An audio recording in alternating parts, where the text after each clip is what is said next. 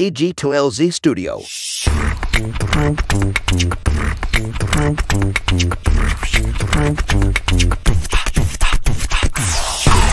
Selamat pagi, siang, sore, atau kapanpun waktu yang teman-teman pakai untuk mendengarkan podcast ini. Kembali lagi bersama saya Panji di podcast Ngobrol Bisnis. Bersama saya kali ini sudah ada Mas Aryo Wiryawan, CEO dari Inmira dan juga Jala ya. Jala CEO Ya, atau? di Jala founder dan chairman sekarang. Oh, chairman. Dan mensayankan sama masyarakat. Jadi kita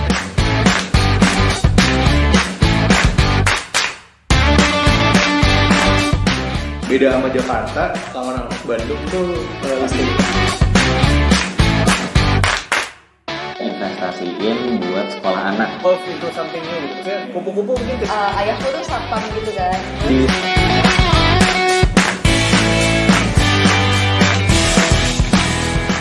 Belakangan ini lagi ramai nih agriculture, spesifiknya mungkin aquaculture ya. Industrinya memang udah lama berkembang gitu, cuman belakangan ini di dunia perstartupan ya, digital lagi naik-naiknya nih. Aruna baru aja hari ini ya ngerilis ya prosesnya mungkin udah berapa lama karena aku anak-anak Bandung jadi cukup tahu. Evisery juga yang sangat bombastis gitu. Dan juga Jala nih, salah satu perusahaan yang dibuat oleh Mas Aryo nih, dapat investment nih tiga-tiganya di bidang aquaculture gitu ya.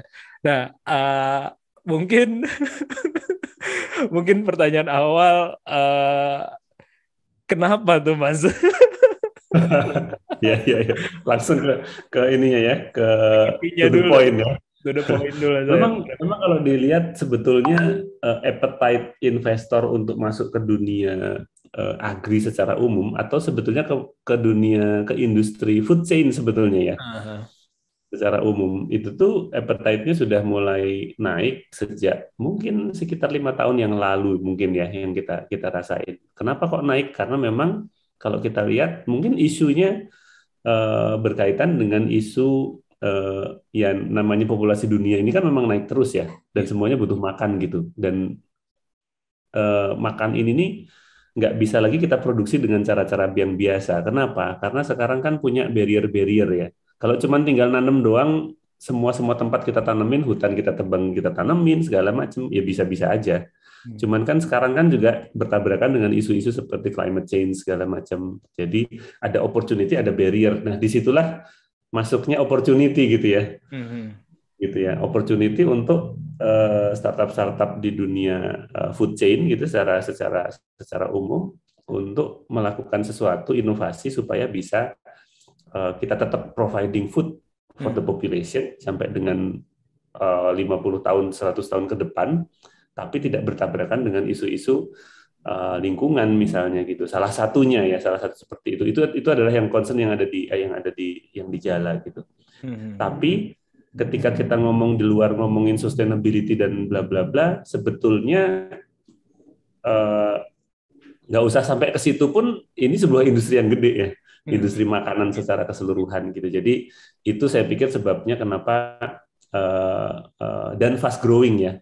Karena kan kalau kita ngomongin investment kan juga yang diminati adalah yang industri yang sedang growing gitu. Ya, saya pikir itu sih salah satunya kenapa kok investment appetite di bidang ini lagi memuncak gitu. Mudah-mudahan nggak memuncak ya. Kalau memuncak kan habis itu turun. Masih menuju. Masih menuju puncak. Iya. Dan soalnya ininya banyak, subnya banyak ya. Kalau tadi ngomongin food chain kan mulai dari pertaniannya, Tanihub kan termasuk juga lagi kemarin juga gede juga kan. Betul. Kemudian di aquaculture memang bareng-bareng, karena kalau di aquaculture sendiri kenapa kok aquaculture? Karena kalau kita ngomongin sumber protein kan, kalau ngomongin makanan kan ada karbohidrat gitu, ada protein dan segala macam. Kalau kita ngomongin protein yang dianggap sebagai protein masa depan itu sumbernya bukan dari sapi atau kambing atau ayam gitu ya, tapi orang melihatnya seafood gitu. Itu sebabnya dunia ini juga growing. Iya, menarik. Iya, dan Jala sendiri ya, Jala itu dapat investment 80 Berapa nih? Aku ambil lihat Google. Ya, $6 juta, sekitar 80 sekian miliar ya, kira-kira. Gokil, $6 juta. Alhamdulillah. Nah, Tapi dibandingin yang barusan berapa triliun kemarin masih kecil ya. ya. Iya, cuman kan maksudnya kalau nggak salah jauh lebih dulu ya, maksudnya pengumumannya kalau nggak salah Desember gitu ya, bulan-bulan Desember ya. Betul. Iya. Bulan November akhir atau Desember awal ya kalau nggak salah ya. Saya lupa. Iya, nanti kita akan bahas lebih jauh lagi terkait dengan itu. Cuman mau aku tarik mundur dulu nih. Itu tadi buat openingnya seperti itu. Cuman mau aku tarik mundur. Mas Aryo kan bisnisnya, kalau yang setahu aku ya, kita kenal kan kenal-kenal selewat gitu ya, dan ketemu pun sebenarnya gara-gara kegiatan entrepreneurship ya di backup ya, backupnya Kemenpare Backcraft ya dulu Backcraft dulu ya. Iya. Dari situ. Nah, setahu aku kan memang menjalankan usaha di bidang ya tadi fasih banget, makanya ngomongin masalah lingkungan hidup. Karena di Inmira gitu. Mungkin nanti cerita juga sedikit boleh tentang Inmiranya, tapi aku pengen tarik mundur dulu. Kalau dulu memang main ke arah bisnis seperti ini, background-nya apa Mas sebenarnya awal-awal gitu? Ketika mulai profesional lah ya, atau ketika selesai lulus lah gitu ya? Ya. Oke. Kalau sebetulnya kalau root-nya kenapa saya suka di bidang ini, karena dari kecil pertamanya saya suka bidang seperti ini nih gara-gara dulu waktu saya kelas 2 SD, orang tua saya itu pindahan dari dulu saya kota gitu ya. Lahir di tengah kota di Yogyakarta, di dekat Stadion Mandala Krida sana, kemudian tinggal di dekat Tugu, dekat Malioboro sana, kan tengah banget tuh. Tapi kelas 2 SD kena gusuran, kemudian pindah ke kampung gitu, di dekat lereng Merapi ini gitu. Tapi ternyata singkatnya itu pertama kali saya enjoying nature gitu ya, saya pikir ya, karena tiap hari bisa main di sawah, cari ikan di kolam, kemudian bisa punya kolam, bisa miara ikan gitu ya, itu happy banget rasanya gitu ya. Itu tapi waktu kecil. Tapi kemudian ketika saya kuliah, sebenarnya saya kuliahnya teknik informatika kan. Jadi nggak nyambung sebetulnya sama dunia lingkungan dan dunia makanan gitu. Kalau informatika itu kan, tapi bagusnya kalau anak-anak informatika bilang kan, kita sekolah di informatika, guru kita Google ya. Cari mau masuk ke dunia makanan, kita googling dulu apa nih industrinya. Kita bisa belajar dari situ. Jadi kalau setelah lulus, sorry, saya perlu cerita dulu waktu mau milih kuliah sebenarnya. Aslinya karena saya dari awal suka soal pertanian dan perikanan, saya mau kuliah di jurusan pertanian, teknologi hasil pertanian waktu itu yang pengen saya masukin. Tapi bapak saya bilang, lu dari kecil di sawah, terus main di sawah, teman-temannya juga bidang itu semua, terus sekarang lu kuliah itu lagi, kayaknya dunia lu sempit banget deh gitu. Kenapa nggak pursuing other interest gitu ya? Karena kebetulan saya juga suka banget ngoprek komputer gitu. Jadi apa ya other interestnya, ya udah deh pengen tahu perkomputeran, karena zaman itu memang masih apa namanya ya early stage lah, web segala macam dan lain-lain gitu. Jadi ya udah sekolahnya di situ. Nah, singkat cerita setelah lulus ternyata nggak jauh-jauh gitu, karena almarhum ayah saya itu masih berbisnis di bidang pertanian waktu itu. Jadi punya perusahaan yang namanya Inmira ini. Jadi di Inmira ini saya generasi kedua nih. Di Inmira itu didirikan sama almarhum ayah saya. Pertama kali bisnisnya adalah pupuk organik, produksi pupuk organik waktu itu. Nah, ketika saya lulus, tapi saya yang pertama kali lakukan itu sebetulnya saya bikin software house ya, zaman itu sama teman-teman yang lain gitu. Jadi nggak langsung profesionalnya masuk ke Inmira. Saya sempat bergelut di bidang software juga. Waktu itu bikin produk software untuk khusus di apa namanya perpustakaan ya. Waktu tahun 2002. Tahun 2002. Ini berarti angkatannya angkatan Azmi ya, seangkatan Azmi ya, Mas Azmi. Saya lebih tua setahun sama Azmi. Soalnya aku lihat di LinkedIn-nya di UII juga kan ya, di Jogja ya. Benar. Azmi itu adik angkatan satu tingkat. Oh, Nah, iya iya iya iya. gitu. Ya ketemunya di bidang pernakalan di kampus lah gitu Iya ya. iya iya iya. Iya. Gak usah diceritain nanti dia denger. Oke, Lanjut terus lanjut. habis dari situ em, perjalanannya cukup cukup cukup cukup apa berliku-liku juga. Saya di satu sisi jalani dunia informatika tadi, bikin software segala macam. Di satu sisi saya mulai diseret-seret sama sama almarhum ayah saya untuk ikut kalau misalnya ada apa-apa yang berbau pertanian, terutama dari sisi bisnisnya. Misal di Ilmira ketemu sama calon partner apa gitu ya, kamu ikut deh, dengerin aja nggak apa-apa gitu. Nah dari situlah saya mulai kembali lagi tuh sebetulnya ingat sama romantisme masa lalu di mana saya hobi banget sama, terutama saya daripada agrikulturnya saya lebih passionate di bidang aquaculturnya sebetulnya. Saya suka banget sama air, sama ikan, sama hal-hal yang berbau seperti itu gitu. Makanya ya disitulah akhirnya sejak tahun 2001 sebetulnya saya mulai eh, apa namanya akrab lagi sama perikanan, terutama tambak udang. Karena almarhum ayah saya buka tambak udang pertama kali nyobain itu tahun 2001. Dan ternyata saya jatuh cinta ya sampai sekarang. Iya, iya, iya. Oke, aku tarik sedikit ya, karena biasanya yang aku interview di sini mostly adalah awalnya tuh profesional, lalu atau jarang ada yang merupakan generasi kedua entrepreneur di yang aku interview selama ini. Jadi aku agak sedikit tertarik dengan tadi ya. Bapak dulu memang dari awal, maksudnya sepengetahuan dari lahir, Mas Aryo lahir, itu memang udah entrepreneur berarti, menjalankan usahanya sendiri. Ya betul. Jadi keluarga saya itu, bapak itu adalah entrepreneur, bagian sabet-sabet ke sana kemari gitu ya, cari usaha tambahan waktu saya kecil. Sedangkan ibu saya adalah sebagai fondasinya, karena beliau PNS gitu ya, dosen di Kopertis di Jogja gitu. Nah itu kehidupan di keluarga kayak gitu. Jadi buat kehidupan sehari-hari itu dari gajinya ibu. Tapi kalau mau nambah gitu ya buat main, buat beliin mainan segala macam harus nunggu apa ada penghasilan tambahan nih gitu ya. Jadi dari awal memang hidup dalam ekonomi yang kadang-kadang tidak pasti gitu. Itu tuh sudah jadi kebiasaan ya. Makanya sampai sekarang suka banget tuh sama begitu-begitu. Ini menarik banget soalnya saya sendiri tuh bapak PNS ya, single income lah, hanya dari bapak aja, ibu rumah tangga. Terus juga mostly yang saya apa namanya saya temui di podcast ini, terus di mana-mana jarang sekali yang ada sih beberapa yang generasi kedua gitu ya, cuman jarang gitu. Nah sebenarnya saya pengen ngulik nih, kalau di zaman saya ya, atau ya di beberapa orang-orang yang saya interview gitu ya, ketika kita sebagai generasi pertama jatuhnya ya untuk mau ngambil langkah jadi entrepreneur atau pengen bisnis gitu, itu seringkali dapat pertentangan tuh dari orang tua gitu. Lo ngapain kayak gitu, atau ya ngapain sih udah sekolah kayak gini-gini dagang atau apa kayak gitu-gitu lah ya. Jadi banyak isu-isu kayak gitu. Nah, apakah itu terjadi nggak kalau di orang yang orang tuanya adalah, apalagi bapak ya, kalau bapaknya PNS, ibunya mungkin entrepreneurship ya, mungkin income utama tentu saja dari bapak tetap kayak gitu kan.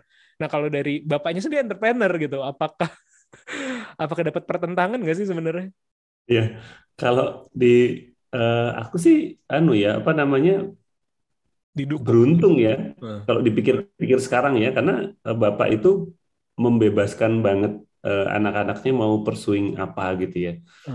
Betul-betul, bahkan ini ekstrimnya juga ya. Waktu itu kan tadi kan aku bilang tahun 2001 mulai karena itu tahun 2001 aku harusnya kan lulus. Harusnya ya. Tapi itu udah tutup teori, udah KKN segala macam, tinggal skripsi. Aku ngilang 3 tahun dari kampus gitu.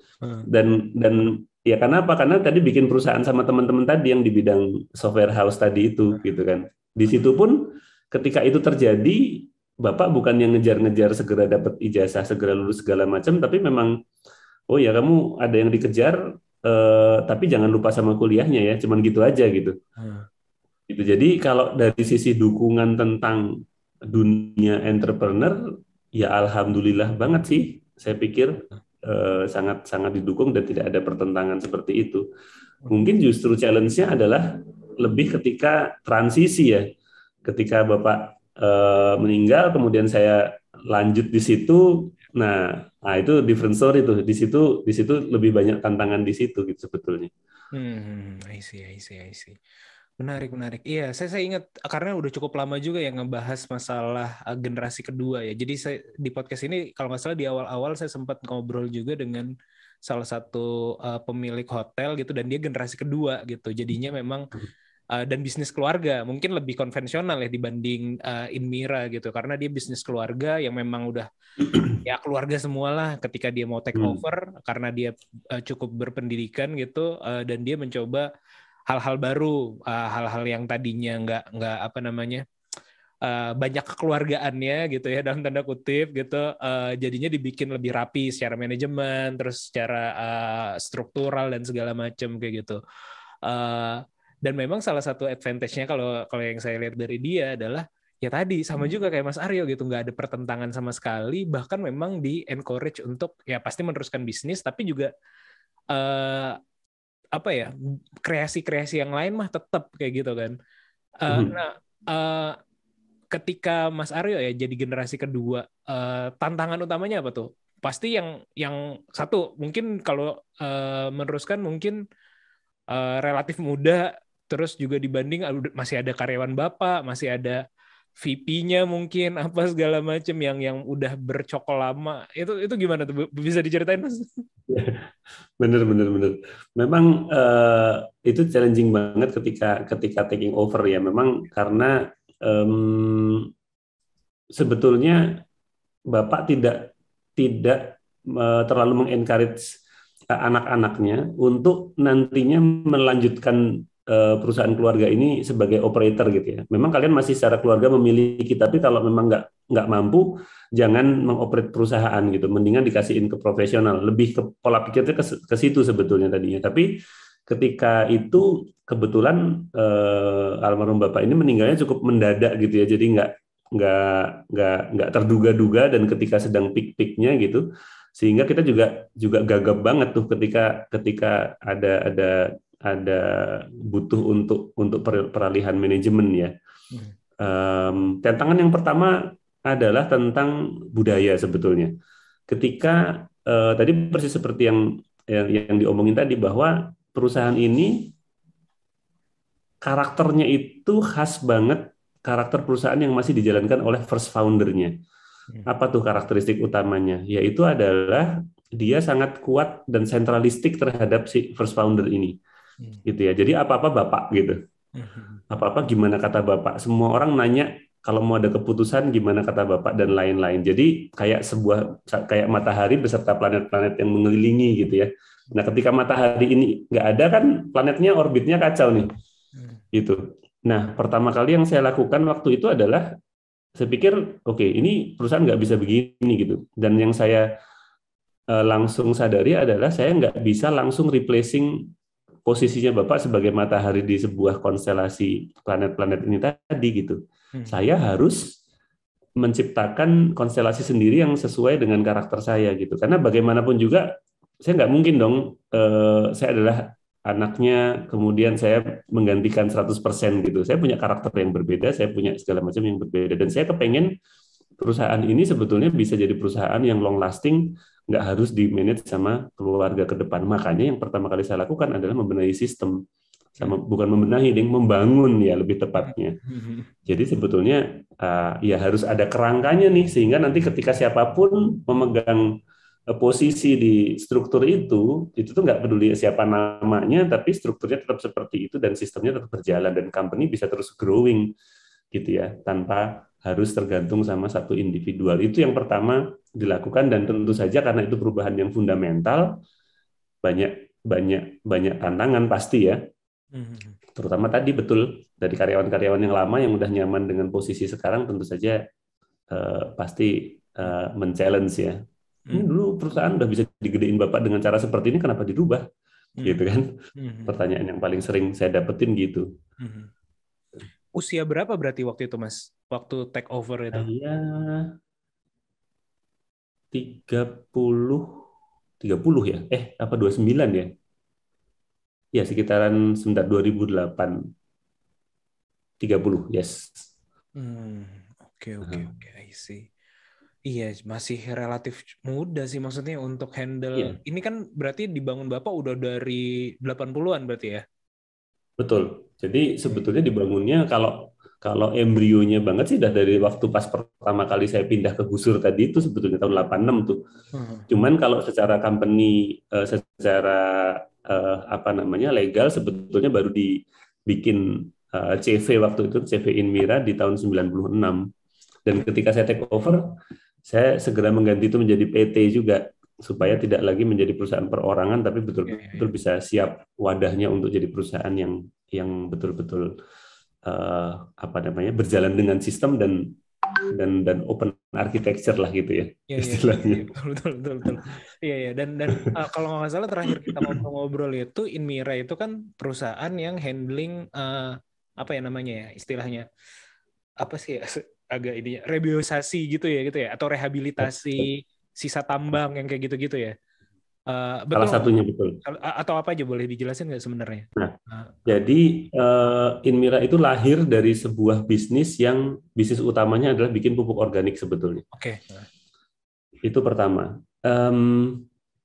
Kenapa pupuk organik? Sebetulnya yang dituju itu sebetulnya ketika itu bukan pupuk organik ya. Kita ngomongin pupuk itu karena itu adalah brand atau kategori produk yang bisa dikenal dengan bagus oleh publik gitu ya, pupuk gitu. Tapi sebetulnya yang kita bikin di situ adalah sebuah bahan gitu ya, yang fungsinya itu untuk memperbaiki tanah sebetulnya.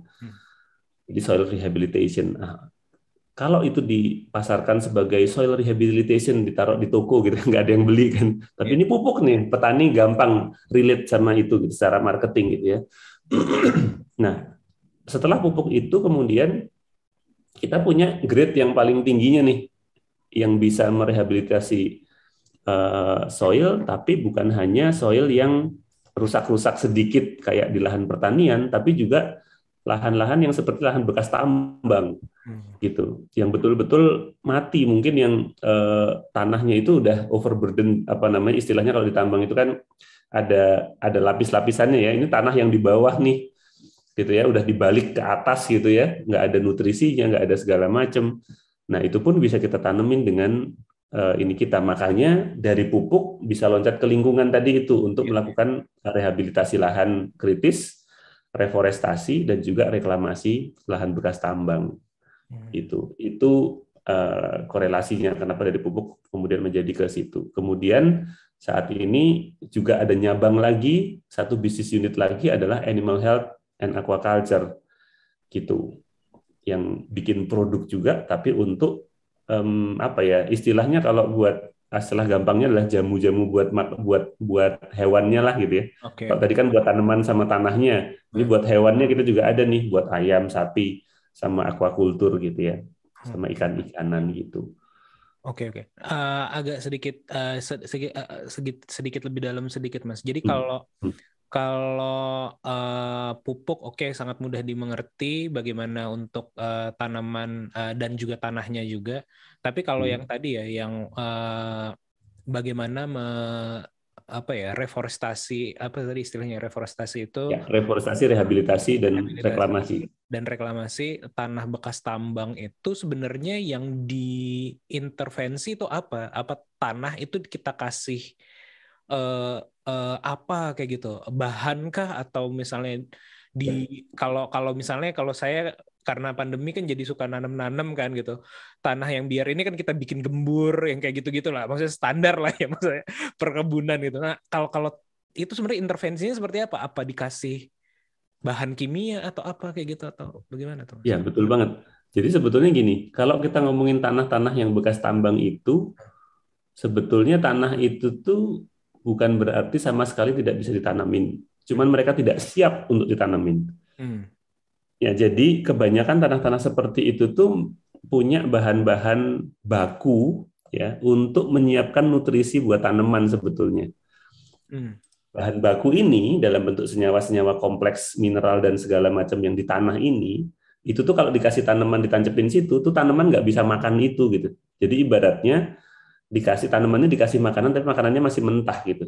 Nah, apa yang kita lakukan supaya tanah ini hidup kembali? Salah satunya dari berbagai macam metode yang kita ada, salah satunya adalah dengan cara dalam tanda kutip nih memasak bahan baku yang tadi itu. Jadi misal senyawa-senyawa kompleks yang ada dalam tanah tadi itu kita taruhin misalnya jamur sama bakteri gitu, yang tugasnya mereka kan punya enzim untuk motong-motong senyawa kompleks tadi.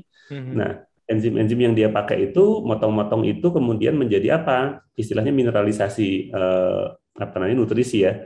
Itu tuh misal tanah itu kalau butuh si tanaman itu ketika butuh unsur nitrogen gitu, dia kan nyerapnya dalam bentuk NH4+ atau NO3- gitu. Nah, itu tuh disiapin tuh sama si bakteri sama si jamur, sehingga si tanaman tinggal nyerap gitu. Gitu ya. Jadi memasakkan atau mempersiapkan nutrisi di situ gitu. Sehingga akhirnya ketika kita sudah kasih bahan tadi itu yang isinya tadi ada mikroorganisme, ada jamur sama bakteri, kemudian ada asam-asam organik di dalamnya gitu ya di tanah ini. Nah, tanah ini menjadi siap untuk ditanemin. Nah, disitulah akhirnya bisa menumbuhkan tanaman dengan baik dan normal gitu. Ya. Ini saya nge-recall memori pelajaran zaman saya SMA nih jadinya jadi sangat jauh sekali ya. Maksudnya mencoba mikroorganisme memang salah satu indikator kalau udah mulai bisa hidup lagi kan sebenarnya kalau lahan habis kena merapi kena lahar atau apa segala macam kayak gitu. Menarik banget. Ya, dia perintis ya. Perintis ya, betul. Perintis. Kalau prosesnya tuh berapa lama sebenarnya? Jadi ini karena aku lagi tertarik banget masalah isu lingkungan, spesifiknya tadi ya bekas tambang gitu kan. Memang kita kan termasuk negara yang memang royal ya tapi dalam konteks tertentu positif, tapi ada juga kan beberapa yang menyikapi itu sebagai negatif kayak gitu, dan mesti bijak juga sih dalam konteks tersebut. Nah, cuman sebenarnya kalau dari sisi ini kan berarti pendekatan teknologi juga gitu ya. Kalau proses rehabilitasi tadi itu atau reforestasi itu berapa lama sih sebenarnya dari mulai misalnya udah nggak dipakai lalu kita coba rehabilitasi sampai bisa tumbuh lagi lah ibaratnya? Sebetulnya waktu yang dibutuhkan nggak terlalu lama ya. Biasanya kita kalau di project itu bahkan sebulan sampai 2 bulan itu sudah siap untuk ditanemin lagi. Gitu. Kenapa? Karena kerjanya teman-teman yang mikro-mikro ini, yang kecil-kecil ini memang cepat sebetulnya ya untuk segera memproses apa yang ada di situ gitu. Dan dari situ akhirnya sebentar. Halo. Iya, masuk. Terus nggak ya? Enggak. Sebentar. Saya enggak ya? terkesima. Okay. Jadi kelihatan bengong. Soalnya di sini tiba-tiba wifi saya kok itunya goyang-goyang. Oh, enggak. Kayak enggak. Oke. Siap. Jadi akhirnya si mikroorganisme tadi itu cepat banget dia memproses tanah tadi itu supaya siap untuk ditanemin kembali, dan habis itu sebetulnya alam sudah recovery sendiri ya. Jadi kita bahkan treatment itu cuma kita lakukan pertama aja, sekali aja, habis itu cuma perawatan, dan di situ otomatis nanti begitu kita udah tanam tanamannya itu nanti akan mulai tumbuh. Tanaman itu misalnya gini, tanaman itu ketika udah tumbuh dia memancing hewan-hewan yang lain atau serangga yang lain. Tadi kan mikroorganismenya udah ada. Kemudian yang agak lebih tinggi kan serangga nih. Tiba-tiba banyak semut, banyak laba-laba, ya kan? Itu mereka juga punya peranan di situ gitu ya. Dan kemudian dari situ banyak serangga, kemudian mengundang burung datang. Ya kan, burung datang makan si serangga segala macam tadi. Ketika dia, dan juga burung itu biasanya jadi penyebar bibit-bibit juga ya. Ketika dia buang kotoran di suatu tempat, mungkin dia habis makan buah-buahan di mana, ada burung yang datang ke situ, kemudian kotoran benih bisa tersebarkan ke situ. Makanya akhirnya lama-lama tumbuhlah hutan secara alami gitu ya. Dan seterusnya gitu. Bahkan ada tempat-tempat yang secara natural kadang-kadang kita suka kaget gitu. Begitu kita tinggal setahun gitu tiba-tiba udah penuh dengan monyet, dengan hewan-hewan yang lain segala macam. Jadi itu happy banget sih kalau kita lihat before afternya gitu ya, dari tanah yang betul-betul kayak gurun gitu, kita tanemin kecil-kecil, 6 bulan pertama masih agak jarang-jarang, setelah 2 tahun gitu kita bener-bener ngelihat seperti jadi hutan, kemudian setelah 3 tahun kita bener-bener ngelihat di dalam situ udah banyak ekosistem yang terbentuk gitu, itu memuaskan banget sih. Iya sih, betul. Berarti nggak sebenarnya sampai proses tanah itu bisa ditumbuhi lagi nggak lama ya, 1 bulan gitu ya, 1 bulan 2 bulan ya. Jadi proses 2 bulan implementasinya cukup. seperti itu. Kalau dari sisi bisnis ya, khusus tadi kan ada beberapa produk atau ada beberapa service ya yang dilakukan gitu ya. Termasuk vitamin buat hewan dan segala macam, tumbuhan juga. Tapi saya pengen spesifik kalau yang terkait rehabilitasi ini. Ini bisnis modelnya berarti seperti apa tuh Mas? Apakah project based atau misalnya jatuhnya jadi pengelolaan ya managed service lah kalau kita di dalam terminologi IT-nya gitu atau bagaimana tuh? Ya, jadi kalau sekarang masih project based ya. Jadi karena apa? Karena kan perusahaan tambang itu memiliki kewajiban yang diatur sama undang-undang ya. Mereka memang setelah selesai melakukan pertambangan, mereka wajib melakukan reklamasi lahan bekas tambang gitu. Dan juga kalau mereka menggunakan lahan-lahan pinjam pakai kawasan hutan, itu mereka diwajibkan selain mereklamasi tambangnya mereka juga diwajibkan untuk melakukan rehabilitasi daerah aliran sungai. Jadi ada 2 kewajibannya gitu. Nah, itu bentuknya project tuh. Jadi perusahaan tambang setiap tahun dia masih punya rencana untuk reklamasi dan rencana penutupan tambang tuh. Jadi kan mereka kan tambang kan kalau sudah selesai di sini mereka akan pindah ke site selanjutnya dan seterusnya. Nah, ini akan ngikutin itu tuh. Modelnya seperti itu. Akan tetapi memang ke depannya sebetulnya saya tuh tipe yang kalau soal bisnis model nggak begitu suka sama model project, karena kan itu kan sangat tergantung sama pihak ketiga ya. Betul. Dan itu gimana regulasi, gimana ini itu segala macam gitu. Makanya sekarang saya sedang berusaha untuk mentransformasi model bisnisnya menjadi model yang kita nanam whenever kita mau nanam gitu. Jadi kita lebih ke arah memang secara mandiri Inmira mendingan fundraising untuk bikin hutan gitu. Habis itu hutan itu bisa kita ambil profitnya dari mana kan gitu kan? Profitnya kan sebenarnya nggak selalu harus menebang hutan. Ada yang namanya hasil hutan non kayu atau non timber forest product gitu, NTFP. Nah itu juga bisa jadi sumber pendapatan, nggak cuma buat pengelola hutannya, tapi juga bisa buat masyarakat sekitar gitu. Contoh yang paling gampang misalnya kita punya lebah madu di hutan gitu ya. Itu kan madunya juga bisa di harvest dan madu hutan pasti kualitasnya juga bagus. Gitu ya. Dan rotan misalnya, rotan juga termasuk non timber juga ya, dan seterusnya. Banyak hal-hal yang bisa dilakukan di hutan itu gitu. Nah, itu kita sedang mengevaluasi ya beberapa model yang bisa kita lakukan gitu. Iya. Atau kalau misalnya ya tadi mungkin bahasa ininya adalah ya benar sih, kayak jadinya saling menguntungkan ya. Jadi hasil hutannya nanti bisa dikomersialkan lagi oleh Inmira juga, dan juga tidak bergantung pada project tadi. Benar sih, itu salah satu strategi. Menjaganya tuh sampai berapa lama ya? Maksudnya secara si Inmira ini ya melakukan itu. Misalnya kan intervensinya tadi 1 bulan doang. Nah, untuk apakah 2 tahun atau berapa tahun kayak gitu untuk ini? 2-3 tahun. Biasanya kalau reklamasi kita 2 tahun, tapi kalau rehabilitasi daerah aliran sungai tadi biasanya kontraknya most likely 3 tahun biasanya ya. Ini seperti yang saat ini sedang kita lakukan ini di Bombana di Sulawesi Tenggara. Ini udah masuk tahun ketiga nih, bulan Maret besok serah terima lahan rehabilitasinya gitu.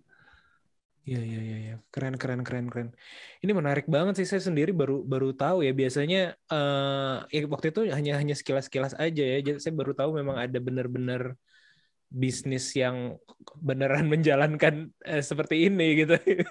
Ibaratnya kalau dalam beberapa konteks kita ngomongin, saya sering soalnya di podcast ini ngomongin partner ngobrolnya adalah dari aktivis lingkungan lah, yang kayak gitu atau yang concern ke masalah sustainability, tapi mereka geraknya mostly ya sebagai NGO ataupun juga ya misalnya saya pernah ngobrol juga di sini dengan salah satu ininya Medco Foundation ya, tapi mereka kan foundationnya gitu. Dan memang saya agak sedikit sulit dalam bukan memisahkan ya, berpikir pure sosial gitu loh. Jadi kayak misalnya ini kan sebenarnya memberi impact yang bagus gitu kan. Tapi ya bisnis gitu kan, as a business gitu. Ini menarik sih sebenarnya, sangat menarik. Betul sekali. Saya juga kadang-kadang suka concern ketika kadang-kadang orang susah menjustifikasi ketika mau ngomongin bisnis sekaligus dengan perbaikan lingkungan gitu ya. Kayak malu-malu gitu. Ketika orang yang pure sosial itu ngomong uang gitu kayaknya tabu banget gitu ya. Iya. Atau malu gitu ya, atau segala macam. Saya pikir kenapa harus begitu? Kita nggak akan bisa memperbaiki lingkungan kalau juga nggak ada fuelnya, nggak ada bisnisnya gitu ya. Kalau saya sih passion saya memang di dunia itu, dan juga saya passionate sekali soal bisnis, jadi ya ini totally kompatibel gitu kalau menurut saya ya. Cocok kan. Jadi bisa banget gitu, dan ini pun belum ngomongin tentang hal-hal yang sekarang lagi tren juga tentang carbon trading dan lain-lain ya. Itu tuh masih secara regulasi dan lain-lain di Indonesia kan juga masih dalam proses penggarapan, tapi kedepannya mungkin itu juga bisa jadi model. Tapi bahkan tanpa itu pun nggak usah nunggu itu deh, kan sekarang banyak banget orang yang nunggu ya. Betul. Wah nanti pajak karbon gimana, kemudian carbon trading gimana gitu ya, segala macam. Kok saya bilang mau memperbaiki lingkungan memulai sekarang aja, mulai dari nanam 1 biji 2 biji gitu ya. Dan kemudian kalau ngomongin soal bisnis di lingkungan juga, selain ngomongin tentang reforestasi dan lain-lain, sebenarnya banyak lagi yang bisa kita lakukan juga gitu. Restorasi lahan gambut misalnya, untuk mangrove misalnya gitu ya. Itu kalau ngomong itu bisa 2 hari lagi. Iya betul. Iya betul, itu salah satu sebenarnya pun sekarang kan kalau di Jakarta ya ada salah satu hutan mangrove yang sebenarnya ya saya nggak bisa bilang itu sebagai permukaan aja ya untuk ininya ya, cuman pada kenyataannya ya agak sedikit. Iya begitulah gitu. Salah satu kampanyenya adalah yang dilakukan gitu, itu di kawasan wisata juga. Akhirnya maksudnya ketika kita berhasil melakukan reboisasi atau apa tadi istilahnya rehabilitasi, saya ketukar-tukar ya karena nggak paham, cuman konteksnya itulah. Tapi sebenarnya bisa diarahkan kemana-mana nanti ujungnya, pariwisata bisa, terus ketika kita mengkonsep hutannya dari awal kan ibaratnya ya, kita bisa desain kan ibaratnya, kita bisa jadi something gitu, itu jadi industri yang baru lagi tuh jadinya jatuhnya gitu ya. Betul banget. Bahkan kalau kita ngomongin soal hutan dan segala macam, ilmu tentang mendesain sebuah hutan itu kan juga ilmu yang jarang kita omongin ya. Dan itu ada gitu ya di teman-teman kehutanan gitu. Bagaimana mendesain area konservasi di tengahnya misalnya gitu kan, area hutan intinya yang benar-benar nggak boleh disentuh. Kemudian ada buffer areanya yang dipakai buat memageri si satwa di dalamnya supaya nggak bablas keluar lagi gitu ya. Dia bisa sampai di situ cari makan sampai situ aja gitu. Terus kemudian dikelilingi lagi di luarnya dengan area yang bisa kita ambil hasilnya misalnya. Itu kan bisa dilakukan seperti itu juga untuk ngomongin hutan. Kemudian tadi kalau ngomongin mangrove, sekarang di mana-mana memang trennya ketika orang nanam mangrove kemudian jadikan tempat wisata, karena kan memang mangrove itu unik ya. Gitu. Tapi sebetulnya banyak potensi lain yang lebih menguntungkan daripada itu juga gitu. Apa misalnya? Kita bisa aja pelihara kepiting bakau, itu kepiting yang paling enak gitu kan. Dan bakau itu adalah nursery yang paling bagus untuk kepiting dan juga beberapa spesies ikan tertentu gitu secara alami. Jadi kita bisa aja produksi kepiting di situ misalnya, ya, dan lain-lain segala macam. Itu banyak banget yang bisa dieksplor di situ sebetulnya. Iya, menarik. Kalau ininya sendiri, kompetitornya sendiri gimana nih Mas? Maksudnya persaingan bisnisnya di sini? Nah, enaknya ya karena ini bisnis. Kalau boleh di-share ya. Boleh. Karena ini bisnis yang cukup langka ya, jadi kita ngelihat kompetitornya itu sedikit sekali. Dan biasanya metodenya justru berbeda dengan kita ya. Jadi Jadi boleh dikatakan ini cukup blue lah ya ocean-nya. Jadi menarik sih, menarik untuk dimasukin gitu. Karena entry barrier-nya kan cukup tinggi sebetulnya ya. Gimana caranya memperbaiki tanah itu nggak tiba-tiba bisa dilakukan gitu ya. Tapi ya ini area yang cukup blue ocean lah. Gokil.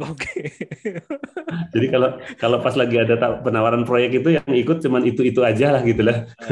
Oh dia lagi gitu. Oh cuman 2, 3 gitu. Gila, market share-nya gokil berarti deh. Oke. Nah, seingat aku ini mau masuk ke Jala lagi nih. Cuman mungkin kalau Mas Aryo ngerasa ada apa namanya kayaknya nggak bisa di-share, nggak apa-apa juga sih Mas, atau nanti minta di take out juga nggak apa-apa gitu ya. Siap. Kalau aku nggak salah ingat, atau mungkin aku salah ingat juga ya, tapi entah tercampur gitu ininya gitu ya pemikirannya. Jala tuh tadinya adalah unit bisnis Inmira, iya atau enggak ya? Ya. Kurang lebih seperti itu. Jadi gini, Inmira itu memang sifatnya saat ini ya yang tadi saya bilang saya membangun sistem itu, saya bikin supaya Inmira ini seperti sebuah inkubator bisnis sebetulnya. Jadi holdingnya itu punya sebuah unit business development dan punya business unit. Jadi ada business unit, ada BizDev, gitu. Nah, BizDev ini biasanya jalur normalnya ya, BizDev ini biasanya mengembangkan atau mencari new growth source gitu ya, sesuatu hal yang bagus yang bisa diambil, kemudian kalau itu oke, kita jadikan sebuah business unit. Nah, business unit ini ketika matang dan kemudian ekosistemnya bisa di-create sendiri dan lebih efisien kalau dia sendiri, maka ini akan kita lahirkan menjadi sebuah anak perusahaan gitu. Nah, itu Jala seperti itu tuh. Dulu awalnya itu sebetulnya saya tahun-tahun 2004, 2005 atau 2006 lah, sekitaran itu tuh pertama kali kepikiran sebenarnya di situ. Cuman waktu itu tuh timingnya sangat tidak memungkinkan karena apa? Karena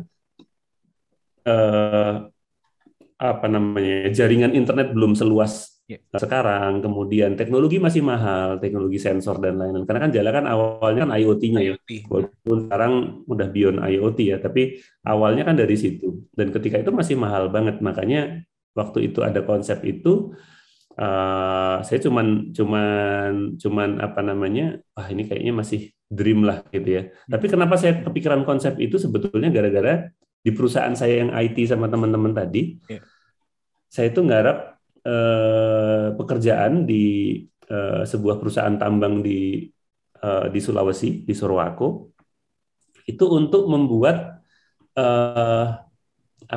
komunikasi data antara tengah hutan Sorowako sana dengan Kanada gitu, supaya bisa dipantau tuh killennya gitu ya, bisa dipantau secara remote. Nah, di satu sisi saya bikin itu, di satu sisi saya ketika ngelihat di tambak saya, ini tadi antara Sorowako Kanada bisa komunikasi gitu. Tambak saya di Pekalongan, saya di Yogyakarta nggak bisa komunikasi. Saya nggak bisa tahu apa yang terjadi, dan seringkali ketika ada kegagalan, laporannya kan selalu telat ya. Orang nelpon, orang tambak gitu kan, Mas, maaf ya ini kemarin ada kegagalan panen gitu kan, udah mati semua udangnya kemarin, dia bilang kan. Kita cari buktinya udah nggak ada gitu kan, penyebabnya kenapa nggak ketahuan, segala macam.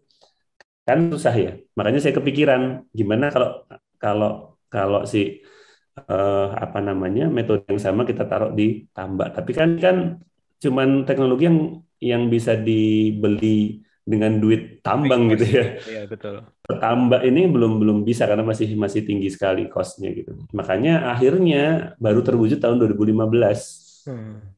Gitu. Karena tahun 2015 waktu itu saya ingat banget 2014 akhir saya itu mulai ngeliat ada Arduino gitu-gitu kan, segala macam sensor-sensor banyak gitu. Terus setelah lama nggak megang berbau elektronik dan informatika gitu ya, saya iseng ya beli-beli gitu ya, beli rangkai-rangkai terus mulai programming sendiri. Ternyata kok sekarang sangat aksesibel seperti ini ya, udah gampang dibikin gitu. Sehingga prototipe pertama itulah yang kemudian membuat saya yakin untuk membangun tim.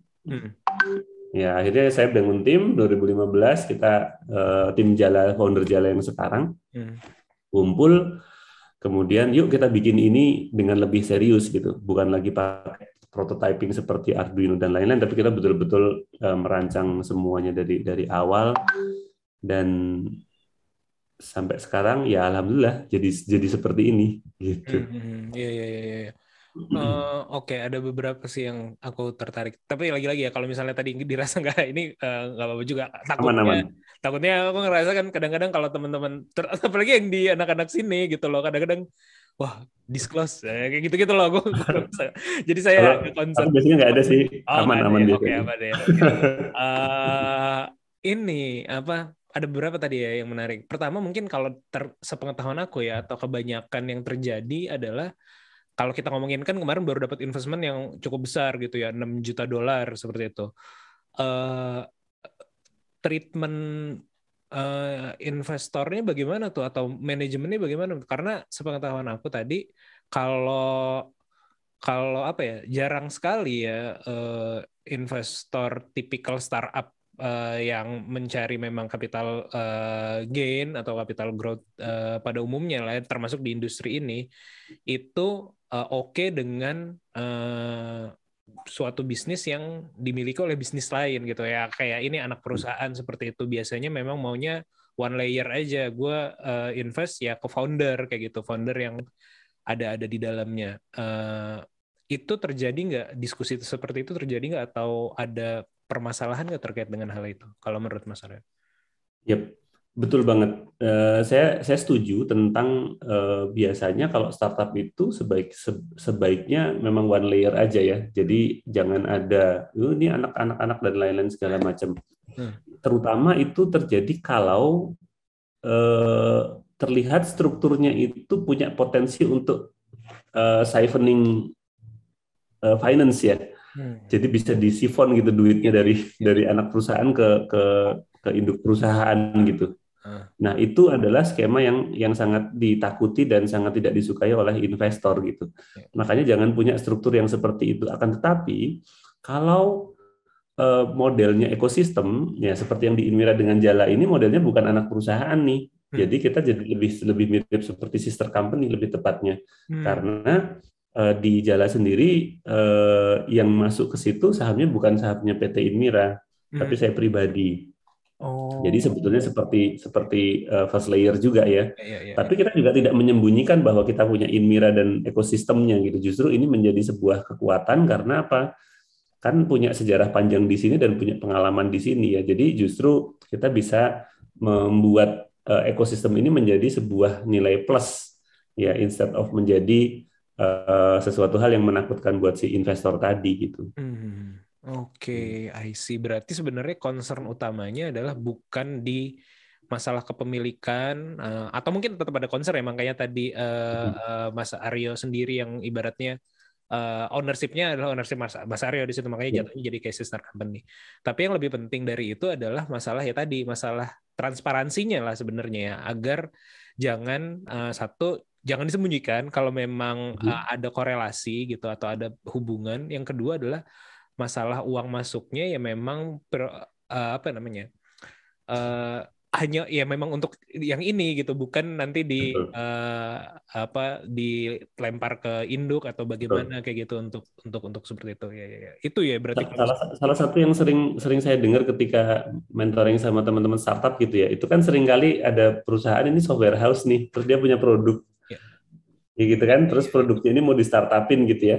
Tapi ini nanti produk ini yang bikin karyawannya di sini gitu ya. Kemudian nanti jadi akhirnya duit investor yang masuk ke si produk ini dipakai buat apa? Buat menghidupi software house ini, bayar karyawannya ini, bayar apa? Ini kan sistem yang jadinya nggak bagus dan nggak fair buat si investor juga ya. Betul. Gitu. Nah, yang model-model mirip seperti itu yang sebaiknya dihindari gitu buat teman-teman yang punya startup. Oke, iya betul. Nah, pertanyaan kedua saya terkait dengan ini adalah masalah, ini kan tadi dimulainya sebagai bisnis bisdev lah ibaratnya, business development, kalau belum jadi bisnis unit ya, business development di Inmira. Yang terlibat di sana mungkin juga ada yang pakai resource awal asal muasalnya resource Inmira, mungkin tim-tim awalnya atau bagaimana. karena aku juga lagi belajar Mas yang kayak gini gitu. Aku juga stylenya beberapa kali modelnya agak-agak mirip lah, walau ya tidak sebesar Inmira dan belum jadi sekeren Jala lah kayak gitu. Cuman kita mencoba mereplikasi modelnya gitu. Nah, tadi aku menanya Pak, ya terkait dengan itu bagaimana tuh? Apakah ada satu mungkin untuk founding tim di Inmira di Jalanya sendiri dapat apa namanya ya, dapat share juga kah? Terus juga apakah ketika masih pakai resource Inmira ada apa ya take over-nya kah atau bagaimana kalau boleh diceritain?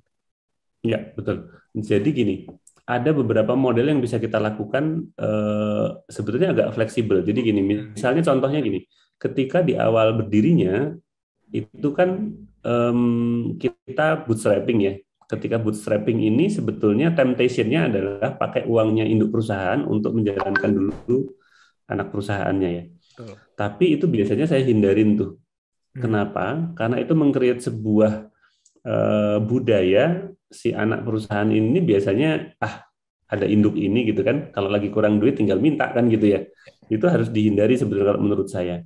Kayak di Jala ya, Jala itu sejak pertama kali jalan dia udah cari duit sendiri gitu. Ketika belum punya revenue, mereka harus jadi mau nggak mau jadi macan lomba gitu ya, ikut lomba pitching di sana sini segala macam. Apalagi kita ngembangin hardware kan butuh duit yang lumayan dibandingkan kalau ngembangin software ya. Betul. Waktu di awal saya ingat sekali tuh teman-teman ikut lomba di Indonesia sama di India, menang dua-duanya dapat hadiah, lumayan tuh dapat hadiah sekitar 600-an atau 650-an juta kali ya. Itu dipakai menjadi modal awal kita yang pertama kali benar-benar bootstrapping dari situ gitu, dari hadiah 2 lomba itu. Walaupun ternyata uang segitu juga habis begitu saja dan nggak jadi apa-apa. Iya. Karena belum belum nemuin produk market fit-nya sampai habis gitu, sampai akhirnya harus nyari lagi dan seterusnya. Itu that's another story. Tapi ketika kita bicara tentang resources sharing tadi, bisa jadi resources yang saya sharing bukan yang berbau uang tapi berbau knowledge gitu ya. Misal tentang pengelolaan keuangan. Kelemahan dari startup di awal itu kan biasanya memang belum bisa ngelola uang. Betul. Sedangkan saya punya orang tim finance yang sudah cukup berpengalaman di Inmira gitu. Nah, mereka bisa bantuin tuh. Gini loh cara bikin laporan keuangannya, gini loh caranya untuk menstrukturkan financial model gitu ya, dan seterusnya. Kemudian yang kedua yang selain finance yang sangat berguna menurut saya adalah HC. Di Inmira itu salah satu yang paling kuat human capital department-nya gitu. Dan itu yang saya juga pakai untuk memayungi teman-teman Jala ketika belum punya sistem sendiri gitu. Nah, itu 2 resources yang dipakai. Nah, kemudian 2 resources tadi dibayar pakai apa? Ketika memang ini sebuah startup yang belum ada hasil apa-apa, ini memang karena saya punya ini kita memang karena sistem company ya, jadi memang dibantuin gitu ya. Nggak ada masalah gitu. Dan kemudian ketika bicara tentang share tadi, co-foundernya Jala segala macam seperti apa, co-foundernya Jala semuanya kita bagi share tentu saja ya. Jadi kita betul-betul mengoptimalkan pembagian share itu dengan para co-founder, karena kan memang ada model-model teman-teman yang modelnya itu ketika misalnya seperti saya tadi, saya punya produk segala macam, kemudian kita ngumpulin tim ini dikasih saham tapi kecil-kecil aja, kemudian digaji tapi nggak terlalu yang mengendalikan saya gitu ya. Kalau saya nggak, saya pengennya justru teman-teman yang saya ajak gabung ini betul-betul yang punya passion bisnis yang sama gitu. Jadi justru supaya saya bisa agak sedikit mundur dan teman-teman ini betul-betul menjadi tim yang bisa mewarnai di situ gitu. Jadi nggak terus apa-apa harus saya gitu. Jadi betul-betul makanya shares yang dibagi juga saya pikir lebih signifikan dibandingkan kalau model yang satunya lagi tadi gitu. Karena saya lebih suka hands off ya. Saya orangnya nggak terlalu micromanaging gitu. Saya lebih orang idea. Saya menyadari ya bahwa saya itu kelemahan utamanya adalah Perintilan. apa namanya, stamina untuk perintilan-perintilan gitu ya. Itu tuh nggak bisa panjang gitu. Iya. Nah, cuman kalau di saya ya, saya juga tipikalnya begitu. Cuman memang sangat apa ya, mungkin kelemahan juga ya, atau mungkin belum ketemu juga sih. Ke kendala saya terbesar ya, mungkin Mas Arya bisa nanti ini ya ngasih insight ya. Kendala saya untuk melakukan itu adalah menemukan orang yang tepatnya sih sebenarnya. Jadi maksudnya saya nggak masalah juga berbagi share yang besar, jauh lebih besar di porsi mereka dan segala macam. Cuman memang gimana ya, itu masih sering terjadi kendala di finding the right person gitu loh sih. Mas Aryo gimana tuh waktu itu? Atau berkah semesta aja dapat teman-teman di jalan nih? Atau emang ada pengkaderan gitu secara serius atau bagaimana gitu? Iya. Sebetulnya boleh dikatakan ya memang berkah juga ya ketemu sama teman-teman yang betul-betul bagus, tapi tetap ada perjalanannya sih. Karena gini, saya percaya ketika di awal kita itu selalu cari orang yang terbuka dan bisa ngobrol secara apa namanya ya, ngobrol di depan gitu ya, apa-apa ya. Itu sih kriteria yang pertama kali saya cari gitu. Karena kalau kita nyari, misalnya gini, kalau saya pertama kali nyari co-founder itu saya mikir bahwa harus ada orang yang kuat elektronik nih. Kemudian saya harus ada orang yang sakti juga di bidang bisnisnya misalnya. Saya harus ada orang yang ini segala macam. Itu tuh nggak bakalan dapat pasti. Kalau kriterianya itu, ya karena pasti di early stage seperti itu nggak ada orang yang sudah sematang itu. Ya, kalau orang-orang yang udah matang masuk ke situ udah nggak mau lagi biasanya ya. Kan ini kan kita ngambilnya kan yang baru lulus kuliah segala macam dan lain-lain gitu. Nah, makanya yang saya lihat adalah potensinya gitu. Nah, supaya ke depannya itu bisa jalan dengan baik, saya cari orang-orang yang model komunikasinya itu bisa apa-apa diomongin di depan, ditaruh di atas meja gitu. Bukan nyembunyiin di belakang, bukan nanti-nanti bahasnya segala macam gitu. Kenapa kok itu penting? Karena ke depannya ketika terjadi sesuatu hal, itu tuh akan lebih mudah dimitigasi dengan orang-orang yang tipe komunikasinya seperti ini gitu. Misal nih, contoh yang paling sering terjadi di startup kan ketika kita udah dapetin co-founder, misalnya kita tadinya sendirian nih, dapat 2 lagi jadi bertiga, ya kan? Ketika di awal kayaknya nih orang ahli-ahli nih, kemudian ketika ngomong kayaknya iya gitu. Tapi ketika jalan setahun, yang satu mulai galau karena begitu lulus ternyata dikejar-kejar sama orang tuanya suruh daftar PNS. Udah nggak tahan lagi nih, gitu kan? Udahlah, gue keluar lah segala macam. Padahal udah dikasih saham 25% misalnya. Terus gimana tuh? Kan gitu ya, sering di ini ya. Kemudian yang satunya lagi, dia ternyata dapat dia frustrasi karena ini nggak dapat product market fit. Kemudian dia rasanya kepengen loncat ke startup sebelah karena dia tergiur sama yang lainnya misalnya gitu.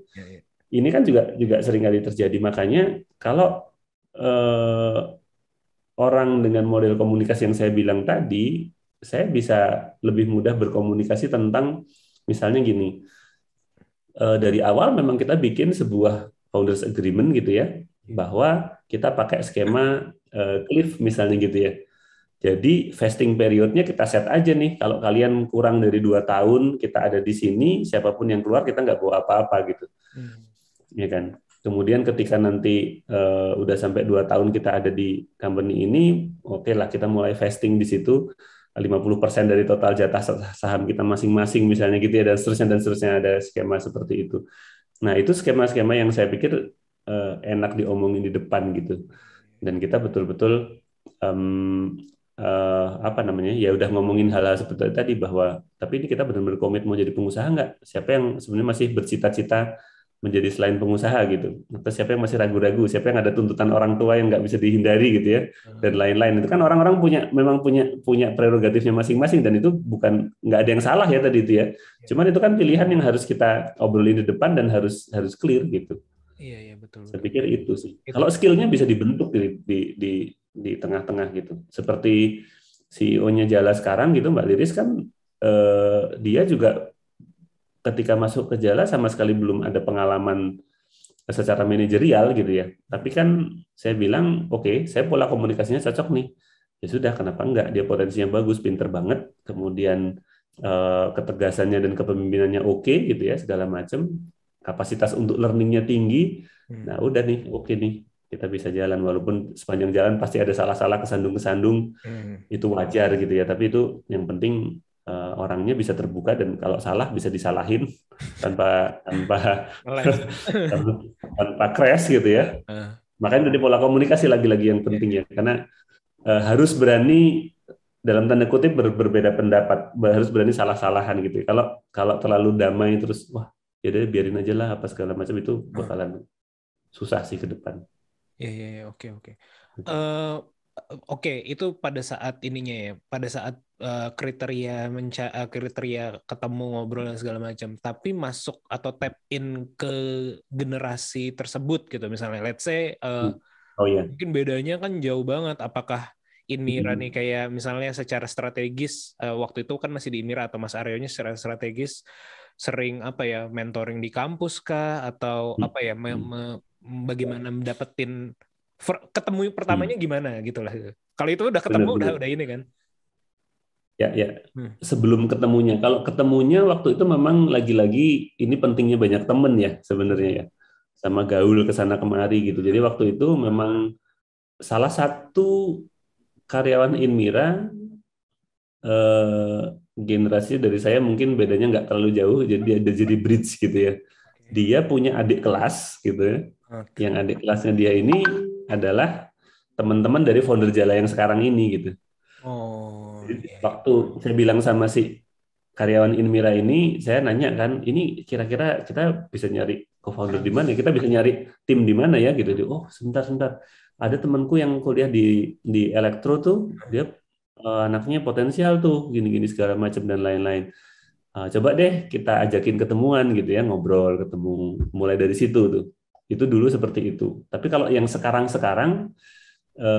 karena banyak ngobrol sama teman-teman komunitas startup, kemudian juga ada beberapa sesi mentoring sama teman-teman startup komunitas di Jogja, ya itu juga bisa jadi sebuah ajang juga untuk nyari, bisa nyari dua hal ya, bisa nyari tim kalau memang ada free agents yang belum punya tim lagi tapi kelihatan potensial gitu ya, atau bisa juga kalau dapat startup yang bagus mau diinvest siapa tahu gitu ya sekalian. Iya, oke. Ya, zaman itunya begitu ya berarti kalau cash di jalan. Nah tadi kalau sedikit ini kan bahwa itu cash di dulu dan sekarang stylenya tadi ya di mentoring apa segala macam atau tap in ke startup, berarti Inmira juga bikin bisnis unit lain ya atau business development lain-lain juga nih selain Jala saat ini. Iya. Ya, saat ini di bisnis unit di bisnis developmentnya Inmira lagi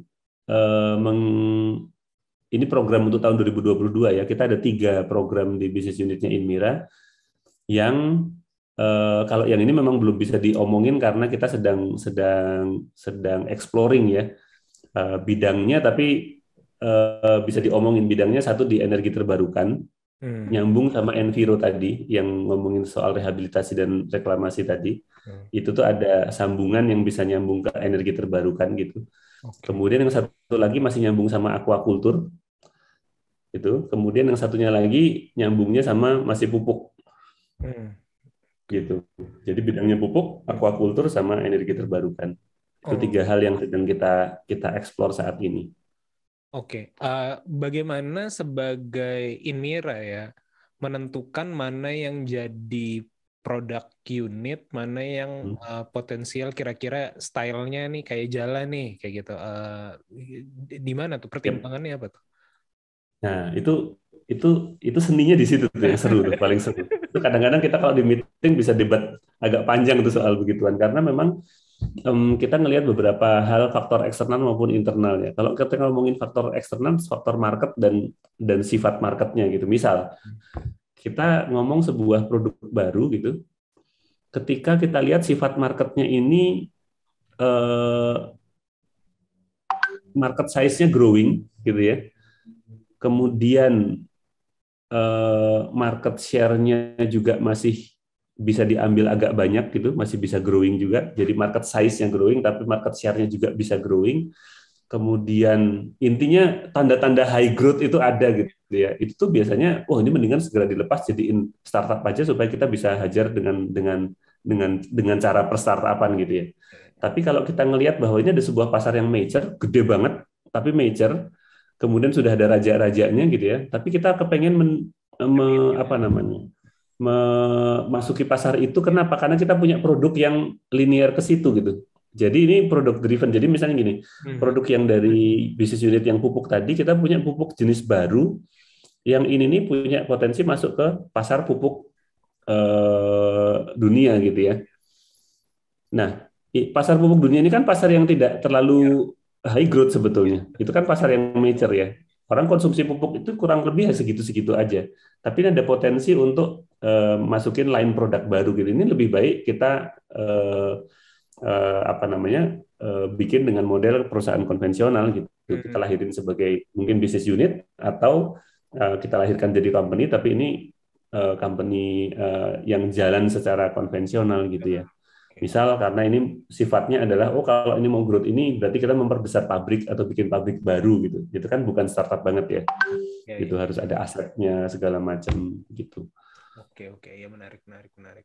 Ini saya jadi banyak ngulik di situnya nih, gara-gara memang ketertarikannya jadinya besarnya ke arah sana. Oke, mungkin sedikit lagi tentang Jala ya.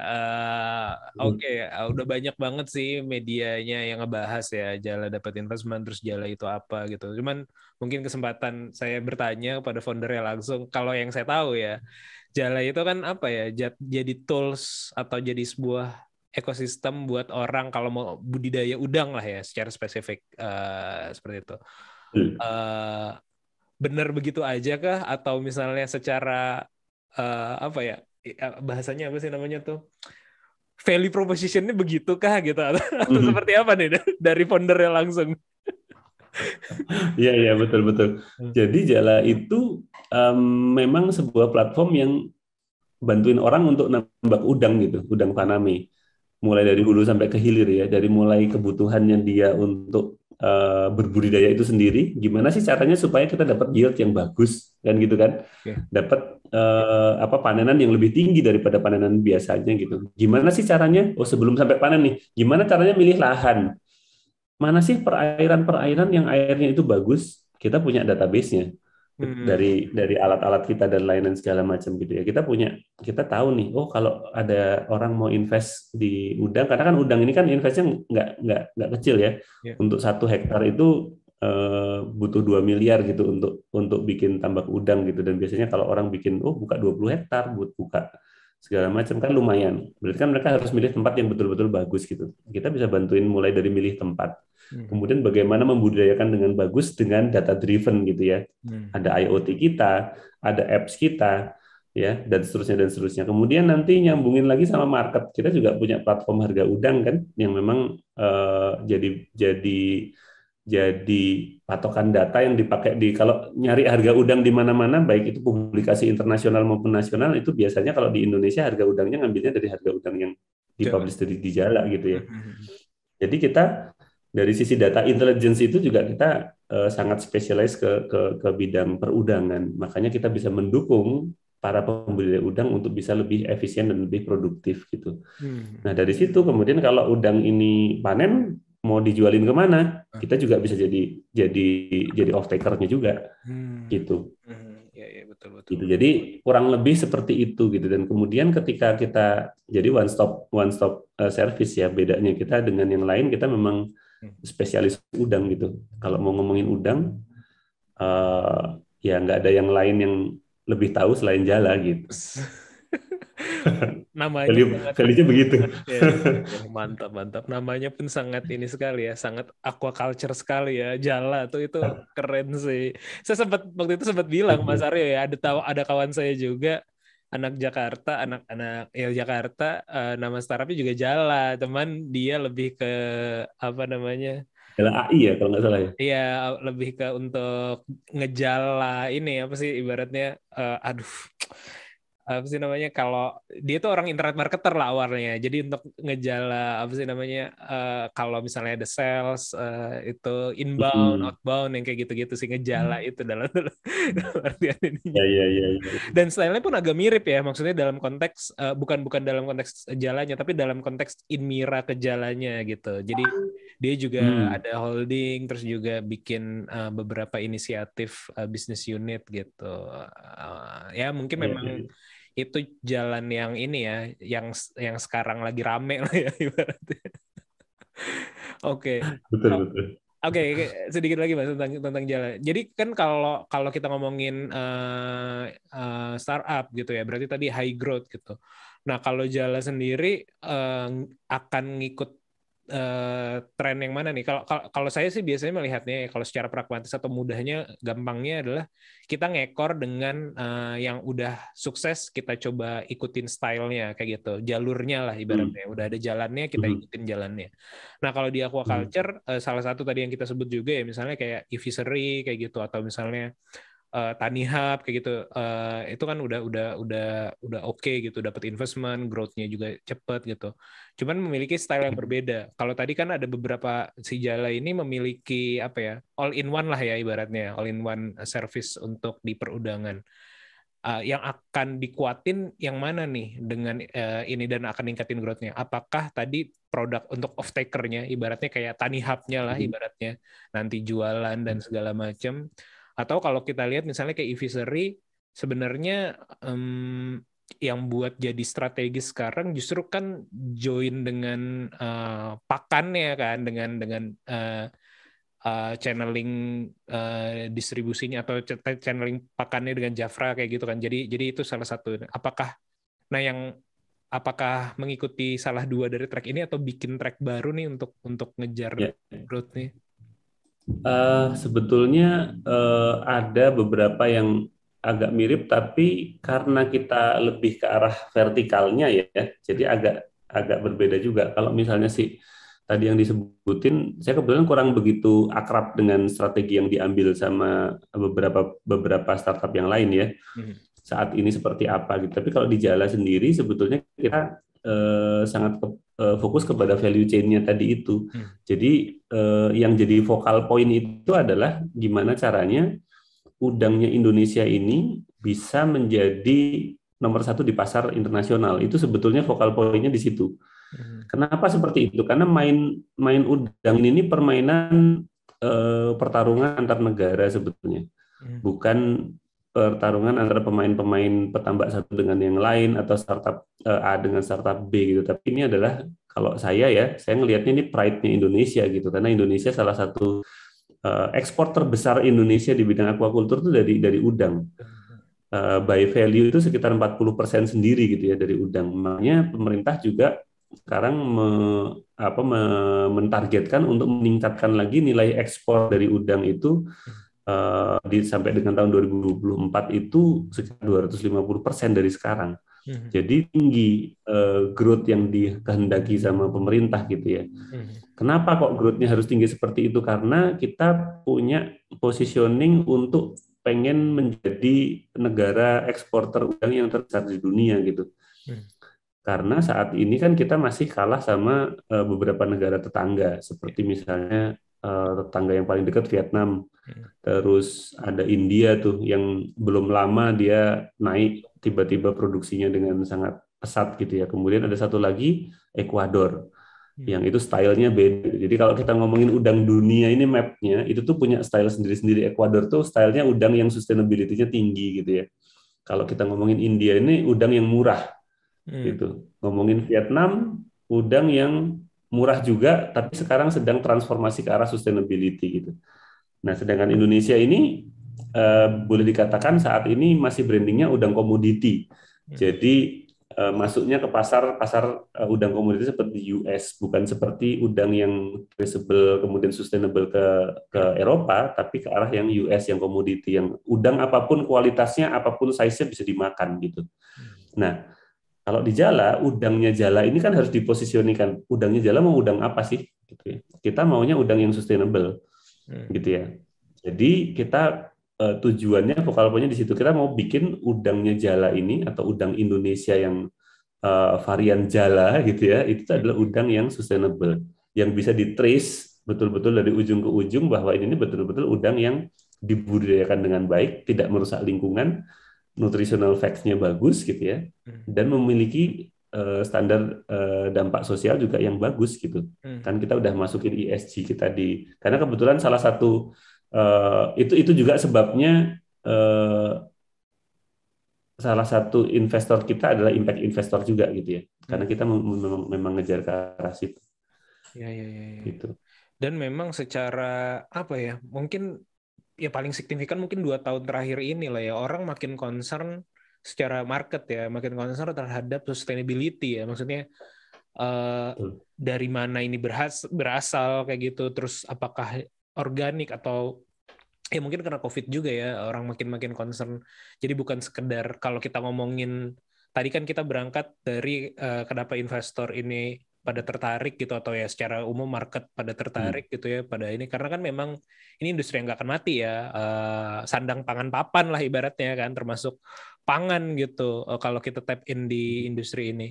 Tapi makin ke sini pangan ini jatuhnya bukan jadi sekedar biar kenyang kan, jatuhnya udah mulai mikirin sustainability juga sih. Dan memang saya tuh sangat suka udang. Jadi memang kalau ini apa ya, dari kecil gitu favorit saya udang goreng tepung yang kayak gitu-gitu. Apalagi kalau main ke Jogja, ke Bantul gitu dan segala macam, itu gokil. Kemarin saya dari Kalimantan juga nyobain udang sungainya apa di Kalimantan Selatan itu. Ini enak banget sih. Maksudnya kenapa orang apa ya? Ya saya baru tahu sebenarnya tadi faktanya bahwa memang ekspornya gede juga Indonesia ya. Tapi ya kalau itu bisa lebih di ini lagi dengan Jala ya akan menarik banget sih ke depannya. Betul. Ya. Jadi udang ini sama nih. Saya juga dari kecil kalau makan salah satu favoritnya udang ya. Terutama tadi itu kalau anak kecil kan udang goreng tepung tuh pasti itu. Pasti ya. Walaupun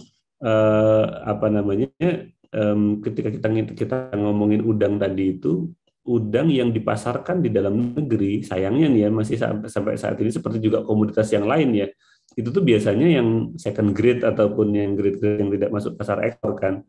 Nah itu juga salah satu tujuan ke depan lagi sebetulnya, bahwa kita juga kepengen bahwa udang-udang Jala yang bagus ini tadi tidak hanya diekspor untuk keuntungan bisnisnya Jala, tapi juga bisa sebisa mungkin kita bisa provide produk-produk yang kualitasnya bagus ini di dalam negeri juga gitu ya, karena pasarnya pun mulai bangkit kan sebetulnya, karena tadi ya terutama di kota-kota besar udah mulai sadar tentang kualitas dari bahan baku makanan gitu.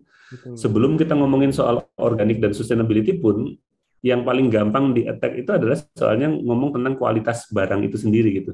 Ini udang baru dipanen kemarin, nah sekarang udah sampai ke supermarket dan itu bisa dikonsumsi, dan itu orang ketika mulai mengenal udang yang fresh gitu ya, yang betul-betul belum lama dipanen atau maksimal seminggu tapi melalui supply chain yang bagus gitu ya, cold chain-nya yang gitu ya, itu pasti nggak akan bisa balik lagi ke udang yang biasa gitu. Ya kan? Lidahnya karena udah beda. Jadi rasa gitu. Betul itu jadinya makin mahal Mas, maksudnya kita jadi biaya bulanan makin mahal deh jadinya karena lidahnya udah kerasa enak.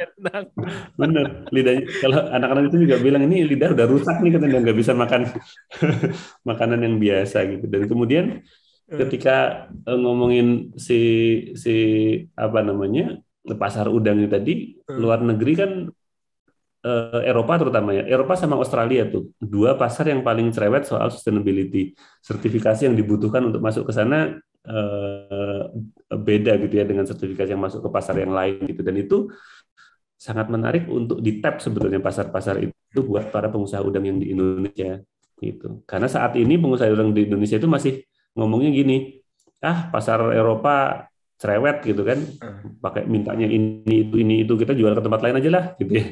Jadi mentalitas di tempat kita kadang-kadang masih seperti escapism gitu ya. Jadi orang kalau ada pasarnya susah, mereka escape cari pasar yang lebih gampang. Padahal takutnya nih, ketika pasar-pasar tadi lama-lama membutuhkan yang sustainable semua, kita jadi lagging. Karena tadinya kita escape, ketika udah nggak bisa escape, kita terlambat. Karena pemain yang lain seperti India yang tadinya dikenal sebagai ini udang, dalam tanda kutip nih, udang kotor tapi murah. Itu tuh pun sekarang sudah mulai menuju ke arah sustainability. Vietnam pun begitu, tadinya murah, sekarang udah menuju sustainability. Kalau kita nggak ikut-ikutan, lama-lama kita yang kehilangan pasar. Gitu. Makanya disitulah misinya Jala tadi untuk bikin Indonesia ini tetap menjadi produsen eksportir udang yang paling unggul di dunia gitu. Iya, menarik. Betul. Itu ini sih bukan cuman terjadi di ya perudangan ya, hampir semuanya gitu. Saya ngobrol sama teman-teman yang di kopi juga begitu. Saya ngobrol termasuk juga isu masalah kualitas dikirim kualitas nomor 1 dikirim keluar, yang dalam negeri menikmati yang second grade dan segala macam, itu memang terjadi sih. Tapi ya seringkali orang-orang jadinya beralasan tadi ya, petani terutama atau mungkin penambak gitu ya. Ya ujung-ujungnya kita bisa nginiin pasar dalam negeri kalau mau excuse terus kan, maksudnya ya udah kita serve pasar dalam negeri aja, cuman ya ini kan kita harus ngejar terus-terusan ke atas gitu sih. Nah, kalau ngelihat potensi ekspornya, tadi kan salah satu strateginya Jala tadi ya di vertikal tersebut gitu. Apakah akan memungkinkan juga gitu memfasilitasi ekspornya, dalam artian ya tadi mungkin secara praktek yang saya bilang kayak Tani Hub lah, dia jadi hub untuk tradingnya justru yang kayak gitu. Apakah ada kemungkinan untuk ke arah sana juga gitu? Saat ini sih belum ke arah situ ya, karena kita masih menata satu demi satu tadi rangkaian supply chain yang kita punya gitu. Kita masih banyak heavy-nya masih di hulu nih. Karena di bagian hulu ini di mana kita harus memang betul-betul sangat kuat, karena ketika kita ngomongin traceability sampai keluar kan hulunya nggak boleh lepas nih. Kita betul-betul harus punya teknologi yang memastikan ini hasilnya banyak dan juga tetap sustainable. Kalau banyak tapi nggak sustainable gampang gitu ya. Tapi kalau banyak tapi tetap sustainable, nah ini menarik dan juga menguntungkan. Jangan lupa ya, jangan sampai kalau menerapkan sustainability ini berarti kita harus ada extra cost. Padahal harga jualnya nggak bisa lebih tinggi sehingga margin kita tertekan. Ini juga nggak boleh, gitu ya. Jadi petambak itu harus justru semakin untung kalau kita menerapkan proses budidaya yang sustainable gitu. Harus memperlebar margin karena sustainability itu bukan cuma sustainability lingkungan kan, economic sustainability-nya juga harus iya dong. Betul. Gitu ya. Jangan lupa gitu. Yang tadi saya bilang, kalau teman-teman yang misalnya hanya sekedar Webco oke lah gitu, cuman ada beberapa yang lain ngomongin sustainability ya miss bahwa ekonomi harus sustainable gitu kan, biar idealismenya tetap berjalan bagus kan harus sustain nih apa yang kita lakukan. Kalau enggak ya selesai idealisme udah hilang-hilang aja gitu, akhirnya nggak jalan lagi gitu kan. Jadi makanya ini oke Mas, thank you banget nih atas waktunya, obrolan yang sangat menarik, aku banyak belajar. Terakhir mungkin ke depannya apalagi nih Mas, secara general aja ya, Inmira terus juga Jala atau apa dalam waktu dekat ingin apalagi gitu, boleh di-share gitu. Siap. Ya, kalau dari sisi Inmira secara keseluruhan kita masih selalu bergerak di bidang yang sama ya. Backbone kita kan ngomongin tentang sustainable food production, sebetulnya itu yang paling ujung gitu ya. Dan kemudian ketika ngomongin sustainable production ini kan kita biasanya mengkategorikannya, kalau kita mau growing food secara sustainable kita harus memperhatikan dua hal, wadah sama isinya gitu. Wadahnya ini ekosistem, makanya kita punya rehabilitasi, punya reklamasi lahan bekas tambang dan lain itu kan untuk memastikan bahwa bumi ini tetap akan ada dan klimatnya tetap akan bagus gitu, sehingga kita bisa nanam gitu. Jadi wadahnya kita jaga, isinya pun kita bisa panen gitu ya. Jadi dua hal itu harus selalu ada gitu. Dan kemudian untuk semua itu bisa jalan kan energi juga dibutuhkan ya. Makanya energi terbarukan ini juga next-nya, makanya kita lagi ekspor ke arah sana gitu.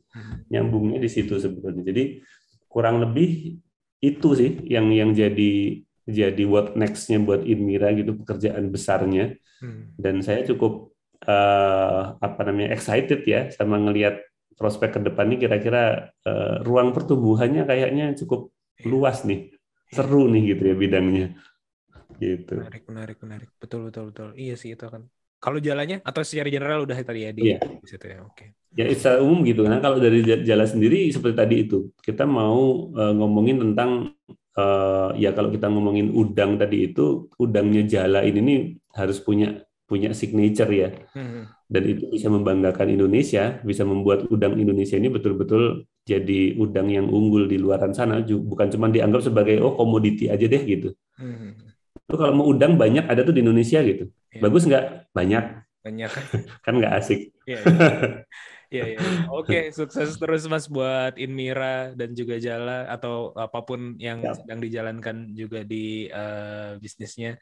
Jangan lupa ini Mas di trademarkin tuh. Kayaknya udah keren banget tuh udang Jala tuh udah kayaknya belum ada nih. Atau harus cek deh. Itu akan catchy banget sih sebenarnya sih. Walaupun oke lah Jala. Kalau kalian Jala banyak ini ya, banyak yang pakai juga ya secara brand ya. Cuman kan beda-beda ya. Cuman udang Jala itu keren banget sih Mas kalau misalnya bisa dihakiin, daftarin mereknya itu tuh jadi menarik tuh nanti ke depannya. Siapa tahu kan kalau kita ngomongin misalnya specialty atau tadi masalah sustainability kopi gitu. Kan udah ada specialty Gayo mana gitu secara siapa tahu nanti udang Jala itu udah catchy banget sih Mas. Itu mahal namanya. Dan itu ditemukan di podcast ini ya. Iya. Betul. Oke. Mantap. Terima kasih Mas sekali lagi. Terima kasih juga yang udah dengerin obrolan kami sampai akhir. Semoga obrolannya ada manfaatnya. Sampai ketemu di podcast Ngobrol Bisnis episode selanjutnya. Bye.